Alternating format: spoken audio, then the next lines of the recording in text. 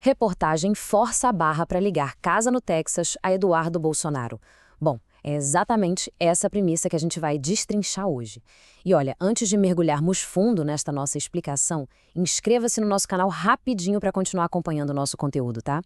Hoje, o foco é entender como a fonte da nossa análise desconstrói os argumentos de uma matéria recente sobre a compra de uma propriedade lá nos Estados Unidos e a suposta ligação com a família Bolsonaro. Então, a grande questão que fica no ar logo de cara é a seguinte: existe uma ligação financeira real com documentos e tudo mais? Ou a gente está diante de uma narrativa política construída a dedo? Lembrando sempre, pessoal, que o nosso objetivo aqui não é tomar partido de forma alguma, de jeito nenhum.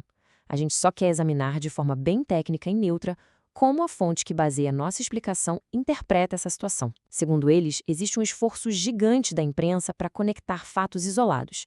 Vamos entender qual é a lógica por trás disso. Certo, vamos mergulhar nisso. Seção 1. A casa no Texas. A acusação central da mídia.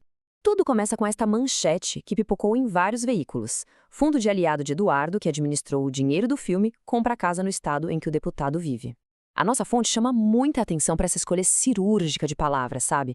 Segundo a análise, a mídia usa esse enquadramento bem específico para meio que sugerir, ali nas entrelinhas, que o ex-deputado seria o verdadeiro dono oculto dessa propriedade, usando apenas uma amizade e uma coincidência de estado como base. E estamos falando de uma casa na cidade de Arlington, no Texas, avaliada em 3,6 milhões de dólares. É muito dinheiro. Chama atenção na hora, claro. Mas tem um detalhe que a fonte aponta que é super curioso.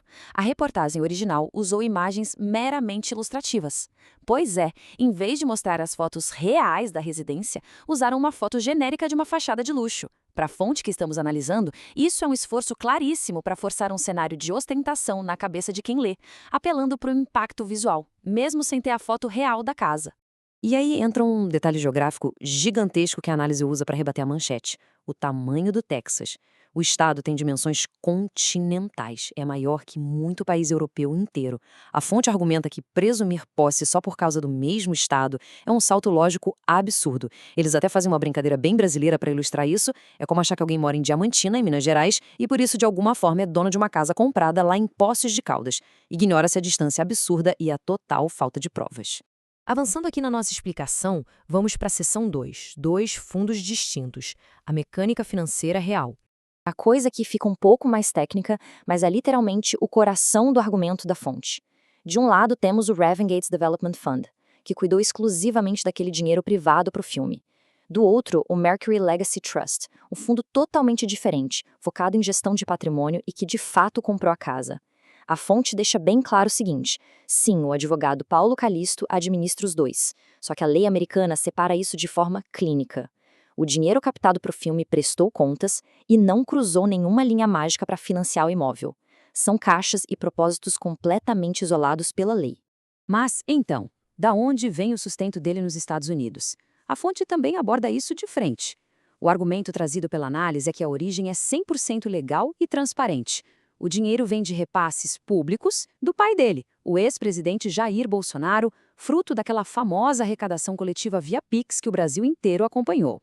Então, segundo a avaliação da fonte, simplesmente não existe necessidade de criar teorias da conspiração mirabolantes sobre desvios por fundos imobiliários, já que o sustento vem dessas doações totalmente dentro da lei. O que nos leva, de forma bem natural, para a seção 3, a narrativa da mídia. Desespero político ou jornalismo? A análise traz este trecho fortíssimo de um editorial do Estadão: a direita diante do seu veneno, clã que intoxica o campo conservador. Segundo a fonte, usar essas palavras tão pesadas e agressivas é a prova de que não estamos lidando com o jornalismo isento. Para eles, isso soa como uma tentativa emocional e até meio desesperada de destruir a imagem da direita. A fonte defende que a mídia já age como juiz, abandonando os fatos para usar adjetivos pesados.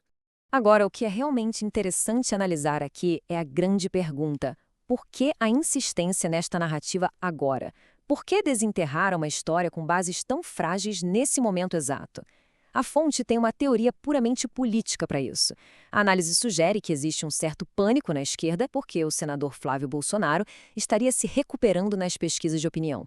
Então, dar tração a essa nova polêmica seria, na verdade, uma tática rápida de contenção, uma cortina de fumaça, para tentar frear essa recuperação política da família. Com isso em mente, entramos na nossa última parte. Seção 4. O custo político. O alvo além da família Bolsonaro. Olha só os nomes de peso que a fonte cita aqui: Tarcísio de Freitas, Romeu Zema e Michele Bolsonaro. A tese da análise é muito firme neste ponto. Eles argumentam que se qualquer um desses líderes conservadores estivesse ameaçando eleitoralmente o governo atual, a mídia faria exatamente a mesma coisa. Iriam vasculhar licitações com lupa, forçar conexões ou até fabricar escândalos do zero para desgastar a imagem deles. A análise rejeita totalmente a ideia de que o rótulo de tóxico seja exclusivo da família Bolsonaro. E todo esse raciocínio amarra a conclusão da fonte. O verdadeiro alvo não é um sobrenome, mas qualquer oposição ao PT. A análise defende com unhas e dentes que esses ataques não têm nada a ver com ética. Pelo contrário, é uma ferramenta de ataque em massa, uma estratégia padrão que vai ser usada impiedosamente contra quem tentar se estabelecer como oposição firme no país. Basicamente, a leitura de um cenário onde a reputação não é debatida, ela é simplesmente destruída por pura conveniência política. E para fechar nossa jornada de hoje, a fonte deixa esta pergunta altamente provocativa no ar. A informação descentralizada tornou o público imune às narrativas da mídia tradicional? Essa é a grande reflexão final.